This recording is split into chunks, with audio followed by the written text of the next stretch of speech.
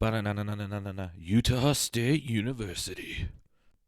Today I'm going to talk about trade and the Federal Reserve, along with the economic concepts they broadly represent.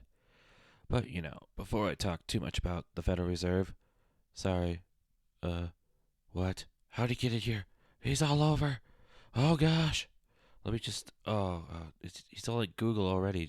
Let me just, oh, that's better.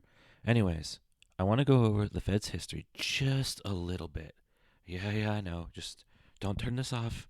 Watch just a little bit longer. I promise there's bunnies, visual cues. It's all there. It's good. The Federal Reserve was established in 1913 with the Federal Reserve Act in response to unstable economic activities that generally made the public pretty upset. The Federal Reserve acts as the United States central bank that prints and regulates the United States currency. Sort of like the King of the Hill Bank. It runs the place. Well, sort of. It still needs to uphold banking regulations implemented by Congress, but it does have some free will of its own as it works at the behest of private institutions. But that's another video. I already scratched out the Illuminati, the third, so, onwards. So, why does the Federal Reserve matter? Well, it matters because a big part of what the Federal Reserve does is it monitors money supply and adjusts its policies so as to raise or lower the value of the dollar depending on the current need. This responsibility in turn leads to overall stability and helps keep the dollar from literally being worth less than the paper it's printed on. And, now to segue right into why I talked about why money's worth something, now we're going to talk about trade in relation to that money. Because, it's just a small little topic.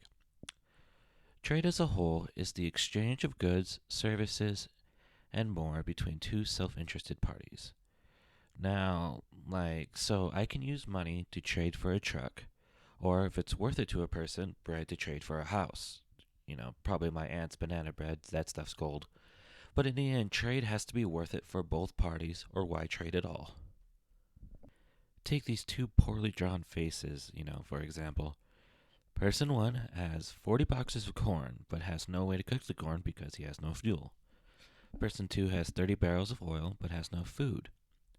Trade comes into play between the two as they develop an exchange of, let's say, 1.5 boxes of corn for a barrel of oil, and they trade as needed. Now both parties have what they need, and both have gained. What money does in this system is it is a placeholder for value. It can hold the place of corn in trading for oil, or vice versa. It is a placeholder for value to make it easier to trade.